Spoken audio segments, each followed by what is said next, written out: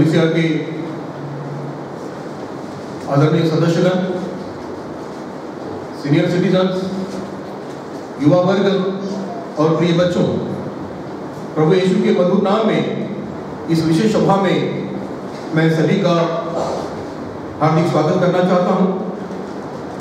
संदेश को शुरू करने से पहले एक बात मैं आपको कहना चाहूंगा कि जीवन में किसी अच्छे क्षणों की राह देखने में समय व्यर्थ करने के बजाय, गंवाने के बजाय, समय को गंवाने के बजाय आज इस समय आपको जो क्षण प्राप्त हो चुका है, इसी क्षण को मधुर, आनंदमय और आध्यात्मिक रूप से परिपूर्ण हो जाए, इस प्रकार की मैं आपको विनती करना चाहता हूं। किसी ने कहा है, do not stand by the river water and long for fish. Go home and weave the net. मछली की आप अपेक्षा करते हैं, मछली मुझे मिलना चाहते हैं, इस प्रकार आपकी इच्छा है, लेकिन केवल मात्र नदी के किनारे रुककर जो है आपके हाथ में मछली आने वाली नहीं है। तो अगर प्राप्त करना है तो बिल्कुल आपको घर जाना होगा, जाने की व्यवस्था करना पड़ेगा या आपको ढूंढना होगा। उसी प्रकार जब से आपने प्रभु यीशु मसीह में अपना विश्वास जाहिर किया है, तब से लेकर केवल मात्र आपके जीवन में, मेरे जीवन में केवल मात्र औपचारिकता नहीं होना चाहिए।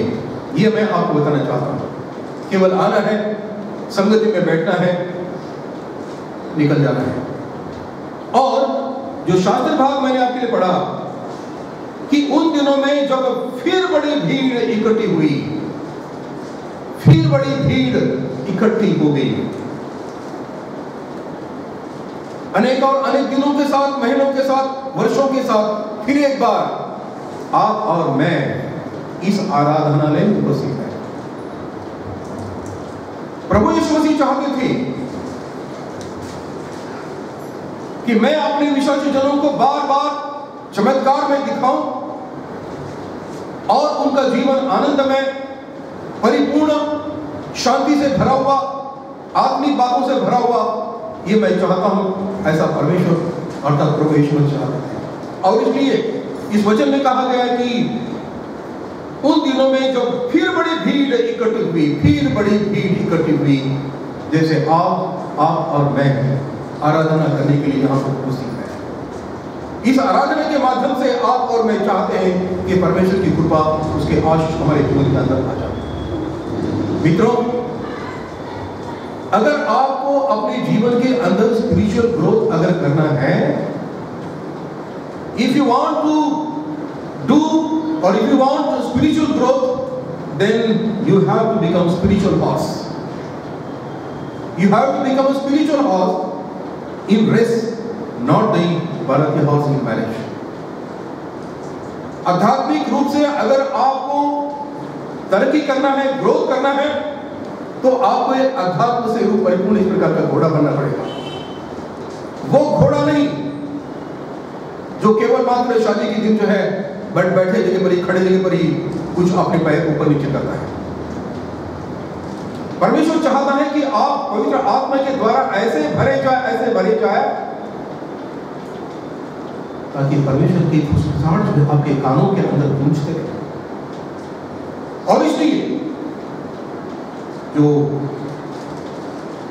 शास्त्र पठन मैंने आपके सामने पढ़ा, उसके अंदर बार बार कहा कि लोग बार बार इकट्ठा हो गए, लोगों की भीड़ उसके पीछे चली। वो लोग चाहते थे कि प्रभु यीशु मसीह हमारे लिए, या हम उसके वस्त्र को छुए, या प्रभु यीशु मसीह का स्पर्श हमको हो जाए। जब वे लोग उन दिनों में जब बार बार भीड़ के रूप में जब इकट्ठा हुए, तो आज आप और मैं भी आराधनालय के माध्यम से प्रभु परमेश्वर की उपस्थिति के लिए, अनुभव करने के लिए आप और मैं यहाँ पर उपस्थित हैं। मित्रों, मैं आपको एक बात कहना चाहूंगा कि परमेश्वर जो है ये सर्वव्यापी है। आत्मिक जीवन में आगे बढ़ने के लिए किसी प्रकार की मर्यादाओं को मत डालो कि ऐसा ही होना चाहिए, वैसा ही होना चाहिए। आध्यात्मिक घोड़ा होकर चाहे बिल्कुल, लेकिन आपको एक सशक्त बनना है, नाम मात्र नहीं। किसी ने कहा है that every member of the church is a showcase of the church। हर एक व्यक्ति मंडली का एक शोकेस है। अब आप पर बात पड़ती है कि आपको किस प्रकार से आपको रहना है। दुकानदार के अंदर या दुकान के अंदर जो शोकेस होते हैं, अगर अस्त व्यस्त अगर रहे तो कोई वहां पर भटकेगा नहीं, लेकिन वही शोकेस अगर ठीक ठाक है, आकर्षक है, तो ग्राहक वहां पर चलकर आएगा। उसी प्रकार हमारे जीवन का मूल्यांकन करने के लिए हमारा एक मालिक है, प्रभु यीशु मसीह। अब आपकी जीवन की व्यवस्था, आपकी जीवन की जो हलचल है, व्यवहार है, आपका उठना और बैठना है, अगर शोकेस के रूप में अगर आप उनके सामने खड़े हैं तो उसका मूल्यांकन आप ही के हाथ में है। आप ही देख सकते हैं कि मैं किस रूप में हूं। मैं यहां पर एक बात और कहना चाहूंगा। इस बात का जिक्र किया गया है कि लूका की इंजील उसका 9वां अध्याय के अंदर कहा जाए तो वहां 5000 लोगों का जिक्र किया गया है। 5 रोटी 2 मछलियों का जिक्र किया गया है। लेकिन मार्कुस रचित सुसमाचार इसके 8वें अध्याय के अंदर जो है 4000 लोगों का बताया गया है। मैं कहना चाहूंगा, आपसे पूछना चाहूंगा कि 5 में से 4000 चले गए तो 1000 बच गए, तो 1000 कहां गए? कौन कौन से बिल्कुल छोटे छोटे रास्तों बनाकर जो भाग गए वहां से? परमेश्वर की उपस्थिति को उतना गंभीर नहीं लिया है उन्होंने। जब आप बड़े भीड़ के रूप में यहां पर जो उपस्थित है, तो आपकी मनसा है, आपकी इच्छा है, मेरी मनसा है कि प्रभु यीशु मसीह की ओर से आने वाली जो कृपा है, ये भरपूरियत से आपके और मेरे जीवन के अंदर बनी रहे। जब 4000 लोगों को प्रभु यीशु मसीह ने देखा कि ये गत 3 दिनों से मेरे साथ में है, याद रखें प्रभु यीशु मसीह ने क्या कहा? गत 3 दिनों से मेरे साथ में है। इसका मतलब है कि आप अपने जीवन के अंदर कब से आप प्रभु यीशु मसीह के साथ में हैं। यानी प्रभु यीशु मसीह लेखा जोखा रखता है, अपने आध्यात्मिक डायरी के अंदर लिख के रखता है कि फला फला व्यक्ति, फला फला भाई या बहन जो है मेरे साथ कितने दिनों से है। अगर है तो कितने प्रकार से आशीष आपके जीवन में आ गई। और जैसे प्रभु यीशु मसीह ने यहां पर जो चमत्कार किया है, प्रभु यीशु मसीह चाहता है कि अलग अलग प्रकार से आपके जीवन में चमत्कार बनाकर आपका और मेरा जीवन जो है आनंदित, प्रफुल्लित और भरपूरियत ऐश्वर्यवंत करना चाहता है। और इसलिए उन दिनों में लोगों को यह जरूर मालूम था कि प्रभु यीशु मसीह की संगति में जब हम आ जाते हैं तो वहां आशीष ही आशीष है। जिक्र हो गया है लूका की इंजील में 5 रोटी और 2 मछली, लेकिन यहां पर 7 रोटी और कुछ मछलियां इस प्रकार का जिक्र किया गया है। इसका मतलब 5 रोटियों से 2 रोटी और बढ़ गई। इसका मतलब मैं आपको ये बताना चाहता हूं कि आपको शारीरिक भोज भरपूर मिलने वाला है,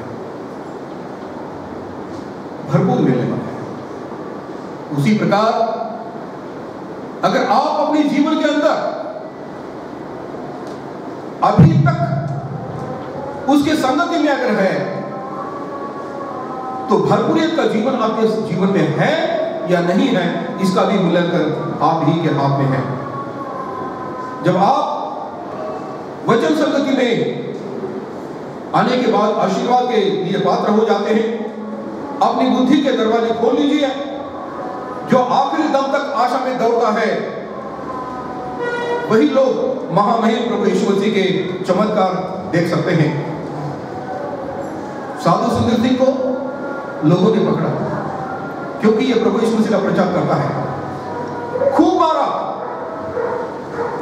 पंजाब का यह सुपुत्र डरा नहीं, लेकिन इन लोगों ने उसके हाथ और पैर डालकर जो है उस एरिया के अंदर एक पेव, इसका मतलब मरी हुई जो लाशें होती है ये मरी हुई लाशें उस खड्डे में, जो कि करीबन 15-20 फीट खोद अपना गहरी है, ऐसे प्यों में डालते थे। और वहां का जो सरदार था, उन्होंने कहा कि साधु सुंदर सिंह को आपको ऐसे ही छोड़ना नहीं है, लेकिन ये जो पेव है, इस पेव के अंदर जो है उसको फेंक दो और ऊपर से ढक्कन लगा दी जाए। अंदाज करो कि जहां लाशें सड़ी हुई है, दुनिया की गंदगी वहां पर होगी, लेकिन ऐसे समय साधु सुंदर सिंह को इन दरिद्र लोगों ने उस पेव के अंदर डाल दिया और ऊपर से ढक्कन लगा दिया और चाबी लगाकर वो चाबी जो है सरदार जी के पास दी गया। लेकिन याद रहे, जो व्यक्ति, जो आत्मा परमेश्वर के संगति में है, उसे प्रभु यीशु मसीह कभी अनाथ नहीं छोड़ता है। रात के जब 12-1 बज रहा था, उस वक्त जो ताला वहां पर लगाया हुआ था, ताड़ इस प्रकार का आवाज वहां पर आ गया। इतनी गंदी जगह पर जो है साधु सुंदर सिंह प्रभु यीशु मसीह का गीत गा रहे हैं। और जब रात के आधी समय जब ताला जब खुल गया, तो आजू बाजू में तो बिल्कुल अंधेरा है, लेकिन उसी जगह पर ऐसा भरपूर एक प्रकाश वहां पर आ गया और एक सफेद रस्सी वहां पर नीचे छोड़ दी गई। और साधु सुंदर सिंह कहा कि मेरे बेटे डर मत, मैं तुम्हारे साथ हूं। और साधु सुंदर सिंह जो है उस रस्सी के माध्यम से बिल्कुल ऊपर। कहने का मेरा तात्पर्य यह है कि आपको और मुझे बार बार झुंड के रूप में, ग्रुप के रूप में जो है आपको और मुझे इस आराधनालय के अंदर आना है। ये घर जो है, ये आराधनालय जो है, ये छुटकारे का घर है। परमेश्वर के इस घर को अपना घर बना लीजिए, तभी उसकी कृपा जैसे साधु सुंदर सिंह पर आ गई, उसी प्रकार आपकी भी वैयक्तिक पारिवारिक जीवन में आ सकती है। इस बात को भली भांति आप अपने मन में रखिए। जीवन के दिन आ रहे हैं, जा रहे हैं, हम खा रहे, पी रहे, कपड़ा लत्ता, ये सारी बातें जरूर हो रही है, लेकिन प्रभु इस कहता है कि तुम्हारा अस्तित्व मेरे लिए कहां पर है। मित्रों, मैं विशेषकर युवा वर्ग के लिए कहना चाहता हूं, और युवा वर्ग के बारे में बोलने से पहले उस माता पिता के बारे में मैं कहना चाहूंगा,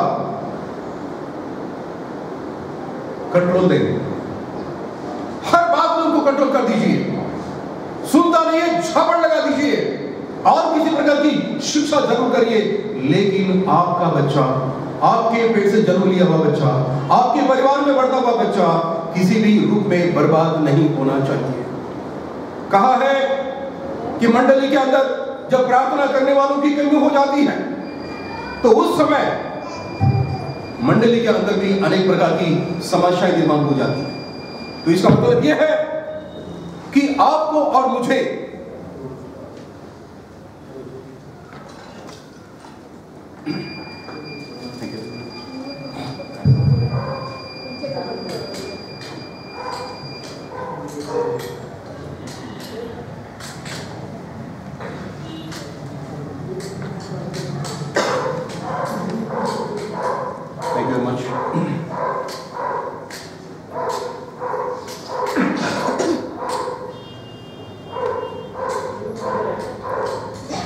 मैं आगे बढ़ता हूं।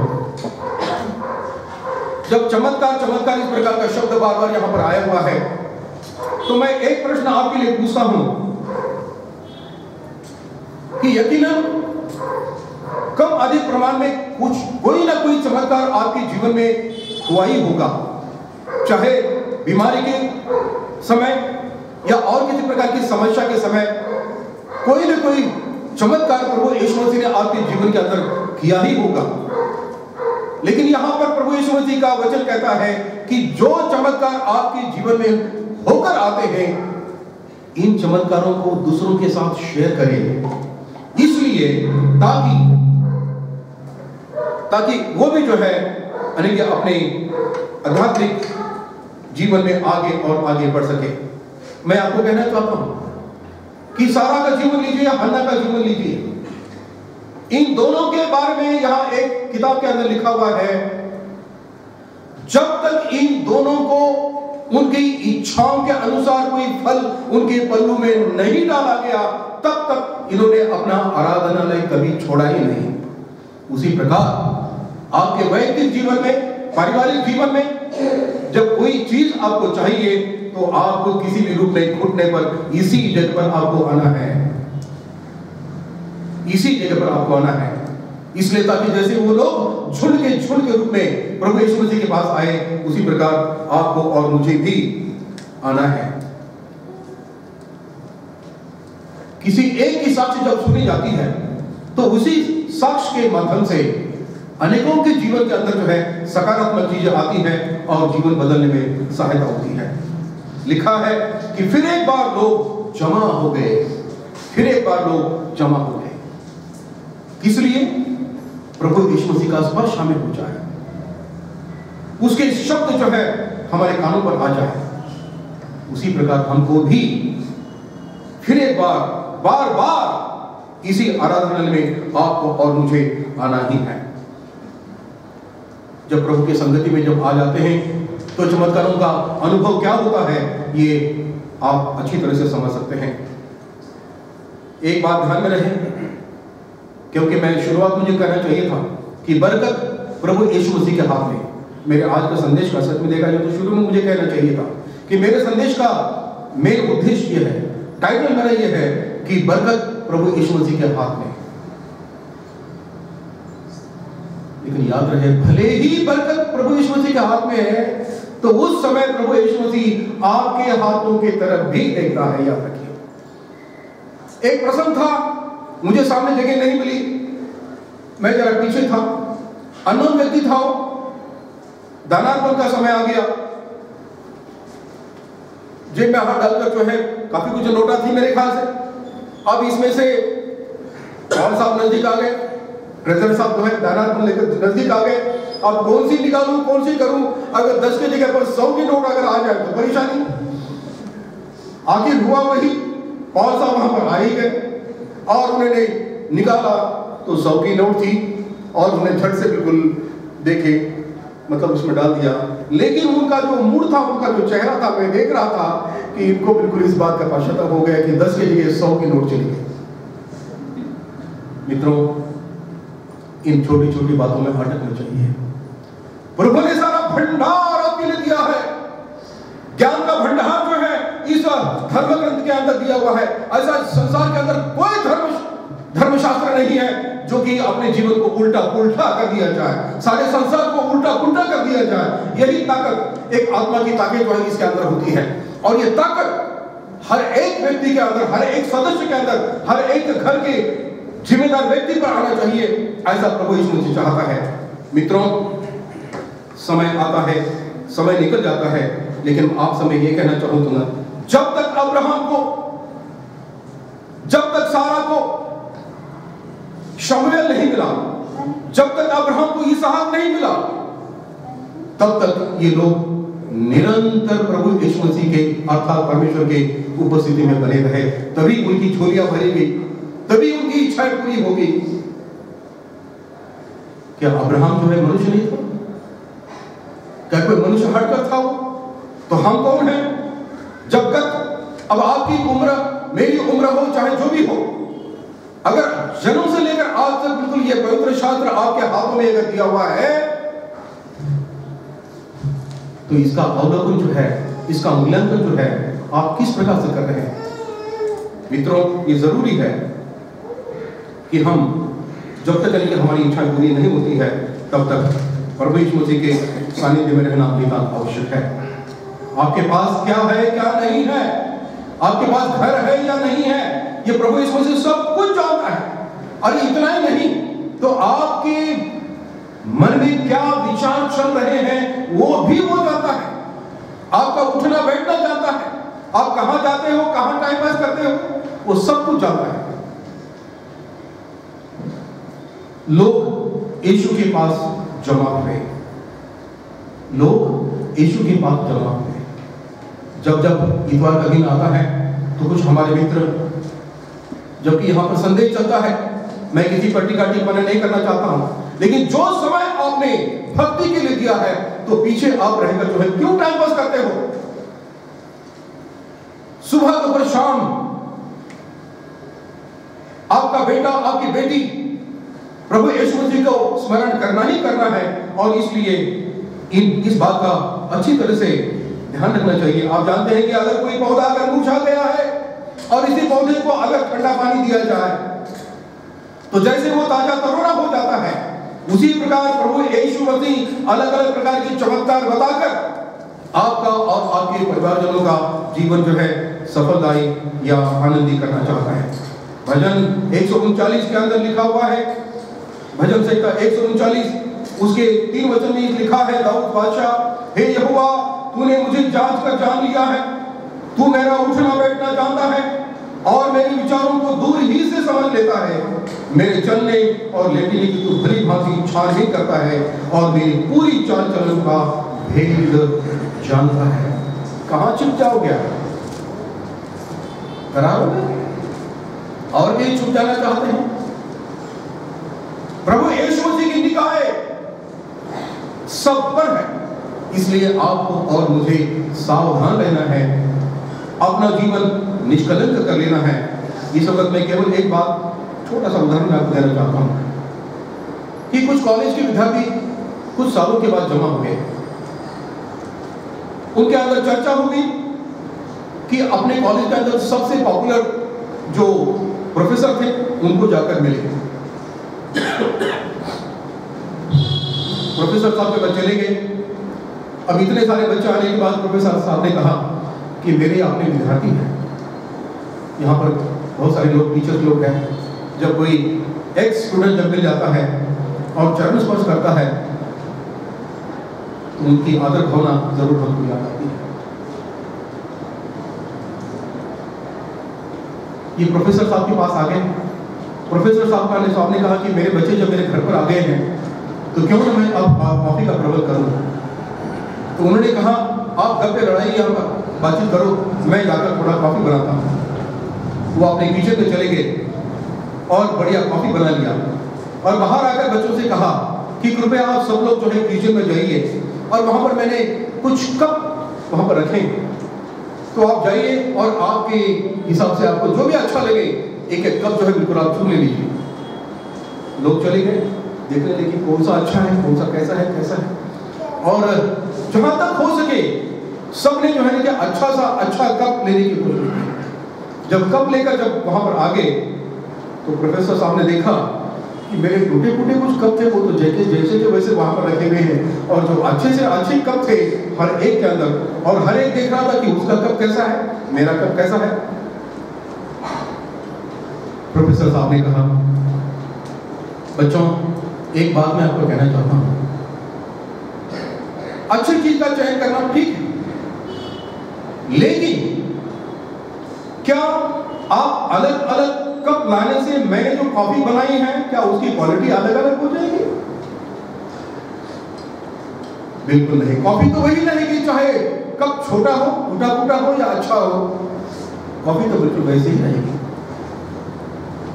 और इसलिए प्रोफेसर साहब ने कहा कि समाज में आपको और मुझे जब जीना है तो कभी भी जो कमजोर है उसके तरफ आप दुर्लक्ष मत करिए। लेकिन यहां पर जो उदाहरण मैंने आपको दे दिया, इसका मैं तात्पर्य आपको बताना चाहता हूं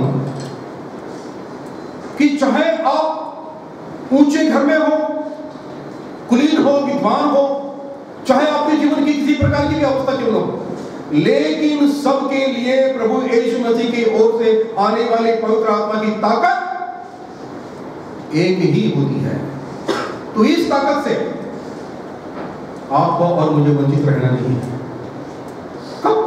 कपों को जो है ढूंढने में मत रहिए कि मैंने कैसा कपड़े पहने हैं, किस घर में रहता हूं, किस अवस्था में रहता हूं।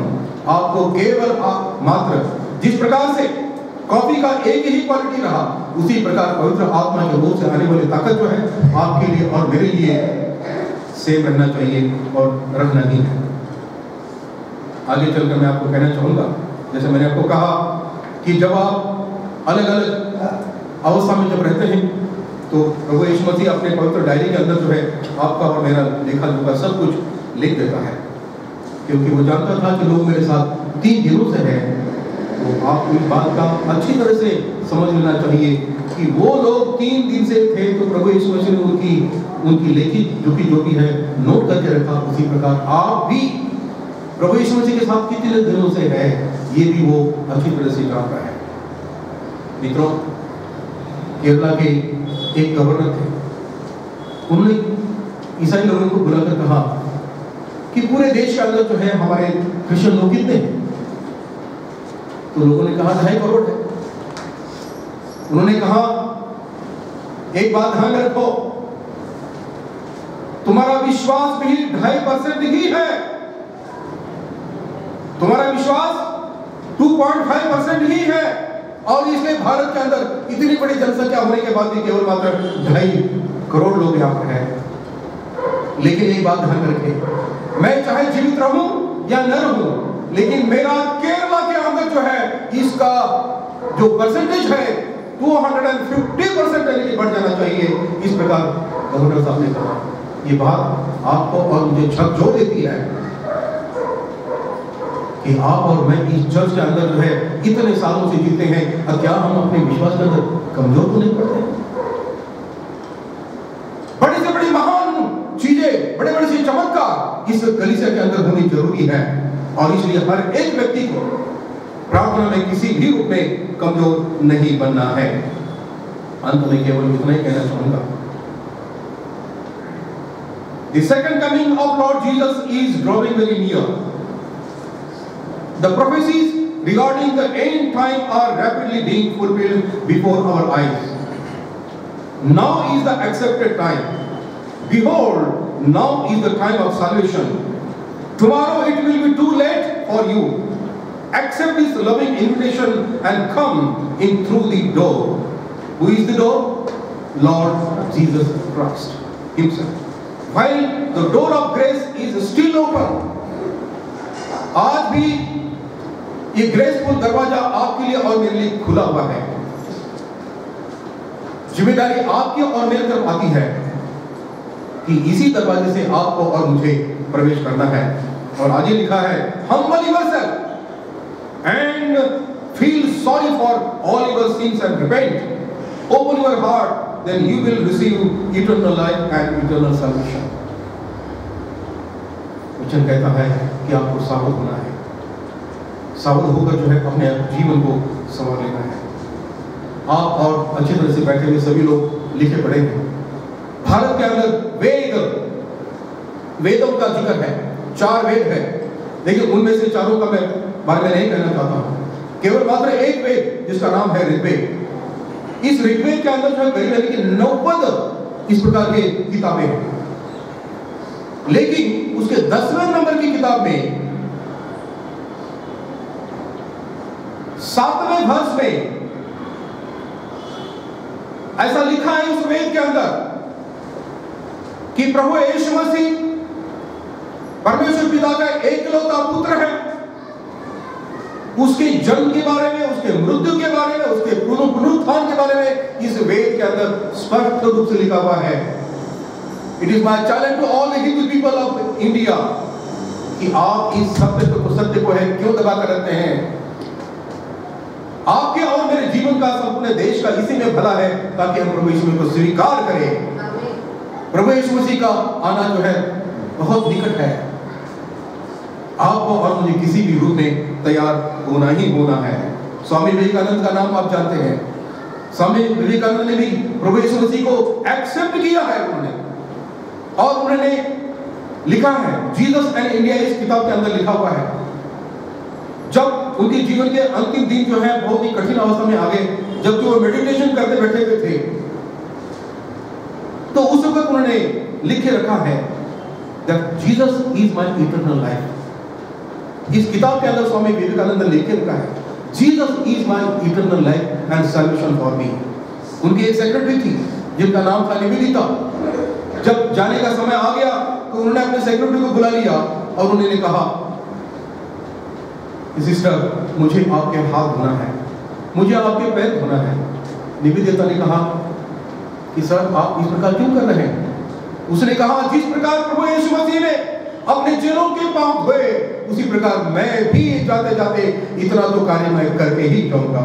और इतना कहकर निवेदिता के हाथ और पैर छूकर धोकर स्वामी जो है इस दुनिया से बिल्कुल विदा हुए।